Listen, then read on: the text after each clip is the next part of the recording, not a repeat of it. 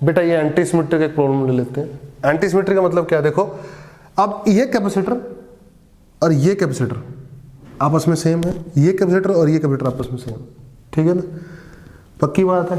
तो कैसे हैंडल करेंगे, देखो ध्यान से। हमने क्या करा, मान लो 1 वोल्ट की बैटरी जैसे मैंने लगाई है वैसी ही लगी हुई है, तो क्यू चार्ज 1 वोल्ट की बैटरी से निकला, ध्यान से समझना, ध्यान से।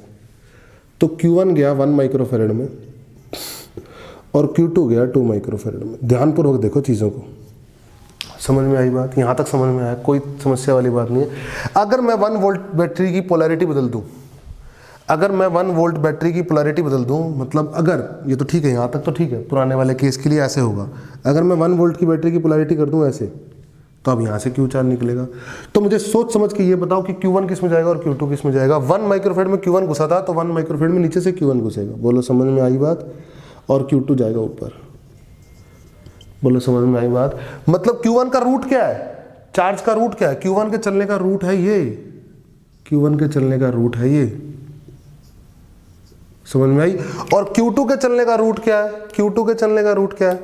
अगर मैं सीधी बैटरी ले लूँ अब दोबारा से, तो मैं समझ पा रहा हूँ कि Q2 ही इसमें एंटर करता है, तो जब ऐसे लगा हुआ है तो Q2 क्या करेगा, इसे लीव करेगा, समझ में आई मेरी बात, बोलो।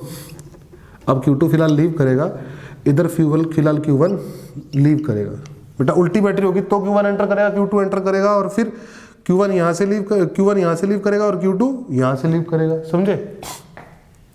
तो Q1 का रास्ता ये है और Q2 के चलने का रास्ता है ये Q2 के चलने का रास्ता है। मतलब Q2 चार्ज ऐसे जाएगा, ऐसे जाएगा, ऐसे जाएगा, फिर सर्किट में घुसेगा, और Q1 चार्ज ऐसे जाएगा, फिर नीचे, फिर सर्किट में घुसेगा, बोलो समझ में आया। ये 1 वोल्ट, इसे बोलते हैं एंटी सिमेट्री।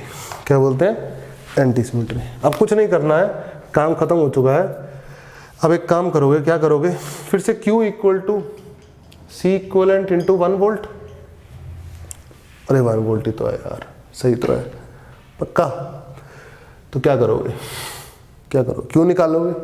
अब क्यों निकालोगे तो Q1 Q2 चाहिए, क्यों निकालने के लिए आपको। तो आप एक काम कर सकते हो, आप क्या करोगे, आप एक काम करोगे, आप लूप लगा सकते हो तो लगा लो, लूप लगा लो, एक काम करो, ऐसे लूप लगा लो।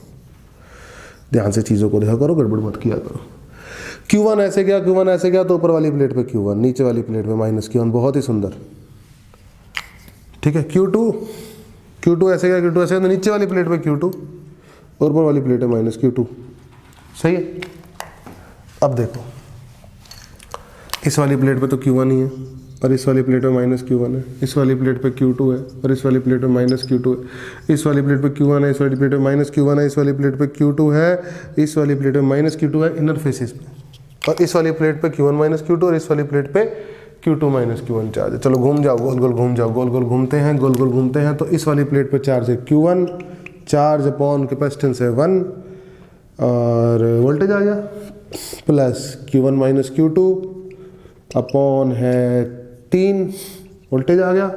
घूम जाओ घूम जाओ घूम जाओ, इसमें गए, इसमें गए, इसमें, अब इसमें जाओगे तो माइनस Q2 और कैपेसिटेंस है 2, और बराबर वहीं पहुंच गए, इक्वल टू 0। बोलो समझ में आया।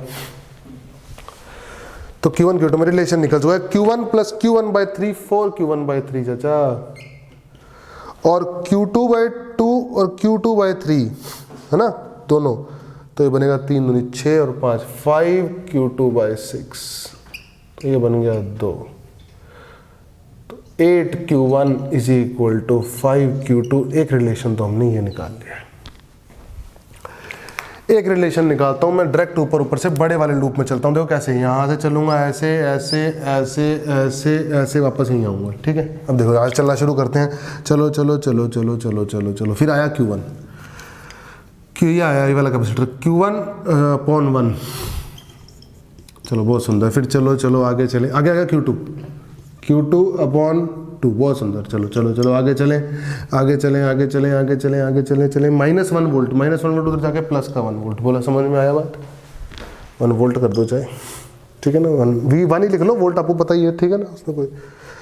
तो आप एक काम कर सकते हो, Q1 की जगह ले सकते हो 5 Q2/8, तो 5 Q2/8 plus Q2/2 equal to 1। ऐसा ही है कुछ, ऐसा ही तो है।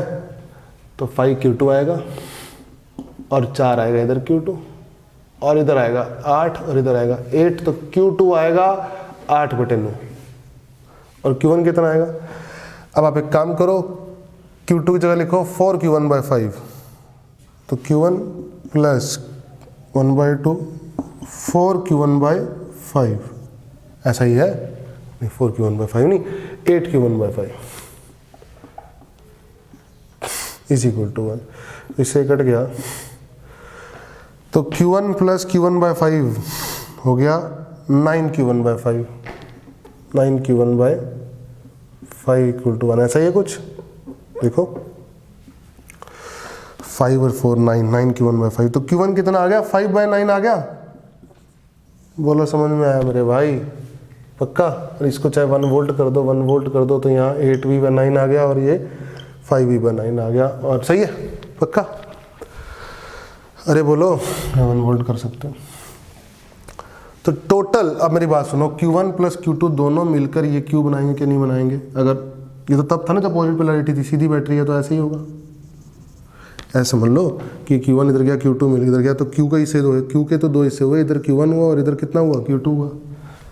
तो Q1 प्लस Q2 है Q, और वो कितना है, ये है 5 वोल्ट, 5V/9 और 8V/9, 5 और 8 13V/9, 13V/9 आ गया Q। तो मेरे भाई Q आ गया 13V/9, तो 13V/9 is equal to C equivalent into V, V से V कट गया, तो C इक्वलेंट आ गया 13/9 माइक्रोफैरेड। समझ में आया कैसे हैंडल करना है आपने। ये था एंटीसिमेट्री। यूज क्या किया इसमें मैंने, इससे मैंने ये यूज किया कि 1 माइक्रोफैरेड में अगर इधर Q1 गया तो इधर 1 माइक्रोफैरेड से Q1 ही निकला, इधर 2 माइक्रोफैरेड में अगर Q2 एंटर किया तो इस 2 माइक्रोफैरेड से Q2 ही निकला। मैंने ये ट्रिक लगाई है, सही है, पक्का। और फिर उसके बाद नोड से हैंडल कर लिया क्वेश्चन को, ठीक है।